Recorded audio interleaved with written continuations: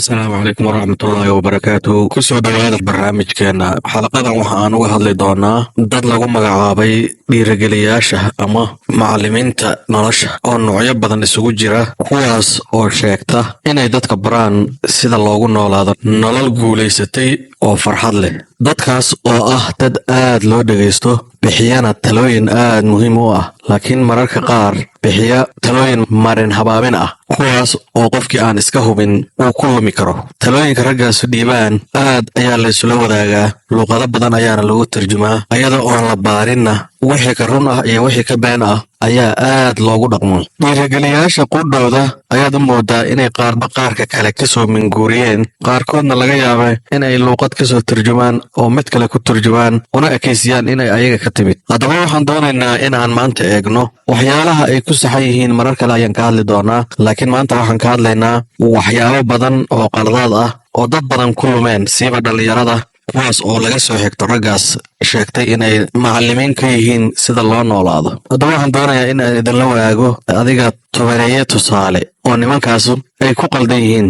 tusaalaha koowaad ayaa ah inay mar kasta ka dhigaan guushu inay tahay lacag. intooda badan guushu xaggooda waa lacag oo keli ah, laakiin sida dhabta ah guushu dadka hal macno ma u leedahay. wax guul qof u ah ma laga yaaba inuu qof kale khasaare ku yahay. dad badan ayaan u arkin lacagtu inay tahay guul xaqiiqi ah. taas beddelkeeda dad badan ayaa u arkay guushu inay tahay caafimaadka.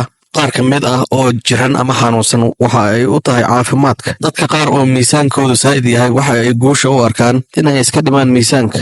dadka qaar waxa ay guusha u arkaan inay tusaale ahaan ama jaamacad ka baxaan ama kutub dhammeeyaan. guud ahaan cilmiga ayay u arkaan guusha. dadka qaar waxa ay guusha u arkaan inay bartaan xirfad. qaarkoodna guusha waxa ay u arkaan inay ilmo dhalaan. qaarkood guushu waxa ay uga dhigan tahay inay iska jaraan caadooyin xunxun oo ay ku dhaqmaan, sida qof doonaya inuu iska jaro balwadda. haddaba guushu mar kasta ma aha lacag sida ay ka dhigaan dadkaas dhiirigeliyaasha ah. tusaalaha labaad, dadkaas waxa ay sheegaan mar kasta dadka u sheegaan shaqadaada, tusaalehaan shaqadaada haddii aada ku faraxsanayn isaga soo tag ayay dhahaan. qaarkood waxay dhahaan rasiqa ilaaha baxsha. qaarkoodna waxay dhahaan shaqo ka fiican ayaad helaysaa ka soo tag. haddaba erayadaasi run way u noqon karaan dadka qaar oo meelaha qaar jooga, laakiin dadka qaar run wa noqon karaan dad badani shaqada ay hadda hayaan waxa ay ku heleen dhibaato ay ka soo mareen, tababaro ay qaateen. laga yaabay qaarkood inay sanado badan ku shaqaynayeen lacag la'aan si ay shaqadan maalin maalmaha ka mid a u hantiyaan. meelaha qaar in shaqo la helo aad ayay u adag tahay, waxaana ay u baahan tahay connection. dadka qaar shaqadooda waxa uga soo baxa ayay ku maareeyaan ahaladooda, tusaalehaan carruur, waalid, dad aad u danyar oo ayaga wax ka sugaya, ama wax ay cunaan inay u soo helaan dadkaas, ama kirooyin ay uga bixiyaan. qaarkood laaluush ayay ku dhiibeen lacagtan inay helaan. qaarkood waxaa laga yaabaa inay naftooda halis u gashay inay shaqo helaan, waana xaqiiqataas.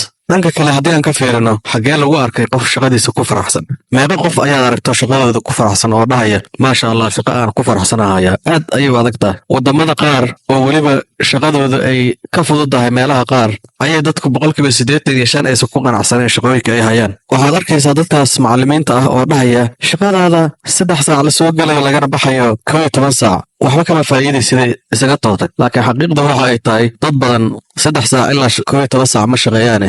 qaarkood waxa ay shaqeeyaan 12 ilaa 12 kale. qaarkood waxa ay shaqeeyaan 16 saac oo xiriir ah. qaarkoodna waxaa laga yaabaa inay shaqeeyaan 20 saac oo xiriir ah.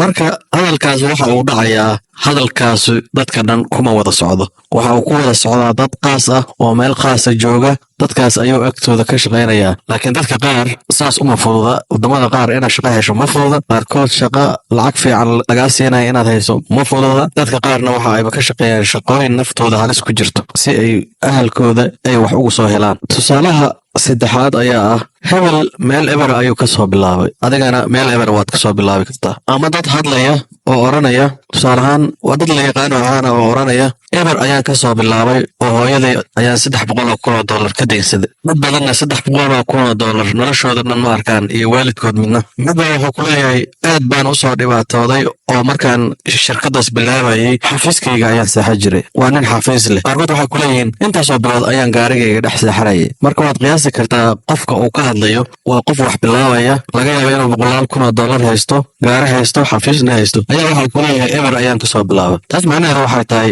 eberta isku si looma yaqaan. Dadka qaar agtooda wax eberka ah ayaa dadka qaar waxa ay ka yihiin lacag aan aqliga gelayn. haddaba arrinta waxay isugu imaanaysaa ka fiirso qofka aad dhegaysanayso nooca uu yahay, meesha uu joogo, iyo adiga qofka aad tahay iyo meesha joogto. tusaalaha afraad oo ay dadka ku waaniyaan oo qaladka waxaa ka mid ah wixii aad ku fashilanto ha ka joogsana ku celceli. dad badanna waalida waxa ay ku tilmaamaan wax aad horey u samaysay inaad ku celiso adigoo natiijo kale ka filaya. waa waali ayay dhahaan dadku. waa macquul in la yidhaahdo wax ka baro wixii aad ku fashilantay, laakiin sidee ugu celcelinaysaa wax aad ku fashilanto? soo ma aha inaad hesho waxa kaa qaldan ee aad saxdo. ama waa la dhihi karaa haniyad jabin oo haddii aad wax ku fashilanto sax ee haddana dib ka sax oo mar kale haddana si kale u fiiri. laakiin maalin kasta waxay ku soo celceliyaan waxaad ku fashilanto ha ka niyajabine ku soo celi ilaa ay kaaga saxmaan. aniga waxay ila tahay arrintaas inaysan sax ahayn, maxaa yeelay wax aad ku fashilantay sababta aad ugu fashilantay ayaa ku jirta meesha. waa inaad wax ka beddeshaa oo ogaataa sababta aad u fashilantay, aad baartaa, kadibna aad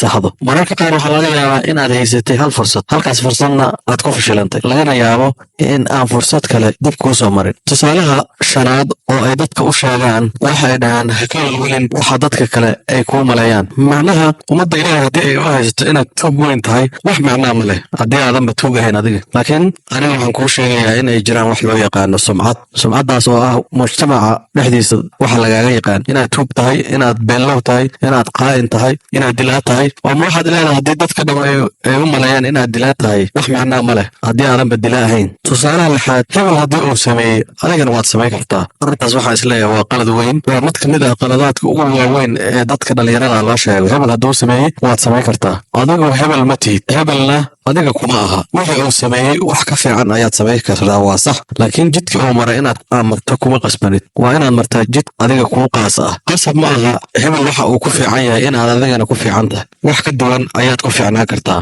hebel isku taariikh ma ihidin, isku mustaqbalna ma ihidin. hebel isku duruuf ma ihidin, isku bii'a ma ihidin, isku xaalad ma ihidin. hebel waxa loo qora in ilaahay kuu qora ma cadda. hebel waxaa laga yaabaa in uu 6 jeer iskuul ku tegey, adigana 6 jeer aad xoolo ilaalis ku bilowday. hebel waxaa laga yaabaa markii uu 3 sano jiray in aabihiis kombiyuutar u gaday, adigana 30 sano markii aad jirtay in aabbaha kuu gaday dameer ama rati.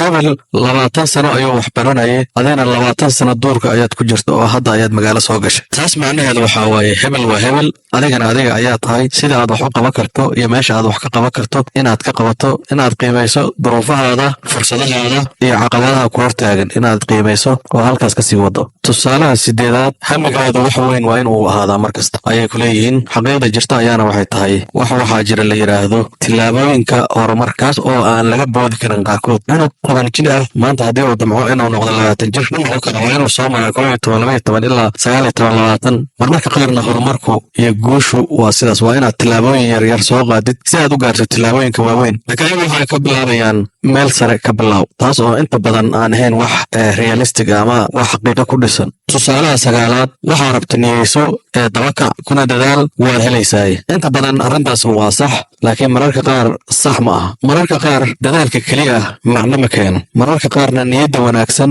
keliya macno ma keeno. guushu waa waxyaabo badan oo isu tegey. waxaa laga yaabaa nin beeraley ah 60 sano inuu beeraley ahay, laakiin inuusan heli karin cunto ku filan ilmihiisa. nin kaloo beeraley ah asagana waxaa laga yaabaa inuu 5 sano beeraley ahay uuna milyaneer noqdo. taas macnaheedu maxaa waaye? taas macnaheedu hal macno keliya ma aha, macnooyin badan ayay leedahay, fasiraadyo badanna way leedahay. marmarka qaar waxyaabaha aad jeceshahay in aadan gaari karin waa inaad istusi karto inaad waxaas waa jeclahay laakiin ma gaari karo. laakiin si aan waxaas u gaaro waa inaan dhankaas ka soo galaa oo dhinac kale aan ka abaaro. waa inaad dhihi karto. qaybka 10aad ee ugu dambeeya, tusaalaha 10aad, dadka loogu yeero macallimiinta nolosha ama dhiirigeliyayaasha. qaar badan oo ka mid ah waxaa laga yaabaa inay yihiin dad aan noloshooda waxba xaqiijin. inuu video yar kaa gadayo oo kilig yar uu ku raadinayo sintiyaal ayaa laga yaabaa. waxa uu ku leeyahay sheer ii dheh, waxaan kuu sheegayaa sida aad milyaneer ku noqon lahayd. adiga ma isbartid marka hore sida aad milyaneer ku noqon lahayd, mase sheerteeda ayaaba ah wixii aad milyaneer ku noqon lahayd. iibso buuggayga $5 jooga waxaan kugu barayaa sida aad ku noqon lahayd milyaneer. Ninkan hadduu uu milyaneer yahay muu isagu isu sheego sida loo noqon lahaa milyaneer, laakiin xaqiiqda waxa ay tahay waxa milyaneer ka dhigaya ninkaas ayaa ah buugga $5 uu kaa gadayo. haddii uu yahay si ka fudud oo laga noqon karo milyaneer, ma gadeen buug $5 ah. taas macnaheeda maxaa waaye? dad badan oo dhiirigelinta ku siinaya waxaa laga yaabaa in lasoo kiraysto oo lacag yar lasoo siiyo oo la yidhaahdo dadka dhiirigeli. taas macnaheeda maxaa waaye? asaga naftarkiisa ayaa wuxuu ku jiraa hardankii oo nolosha wax ku heli lahay, adigana wax uu kaa bedelaya ma jirto. waxaa laga yaabaa erayadaas uu kuu sheegaa waa afmaal, erayadaas uu kuu sheegaa in dad lacag ku soo siiyey oo buug uu qoray iibinayo, ama waxaa laga yaabaa mararka qaar video yar uu soo duubay inuu clicks ku raadinayo, waxyaaba yaryar uu ku raadinayo. marka waa inaad baartaa ninka kula talinaya qudhiisu muxuu xaqiijiyey nolosha. gabagabada waxay tahay, waxaan kusoo gabagabanayaa nolosha waxaan isleeyahay 3 arrimood haddii aad heshid inaad guul ka gaarayso. marka hore haddii aad go'aan yeelato, tan labaadna fursad munaasaba aad heshid, tan saddexaadna uu ilaahay ku garab galo. intaas ayaan kusoo gabagabeynayaa mawduucana maanta. wasalaamu calaykum waraxmatullahi wabarakatu.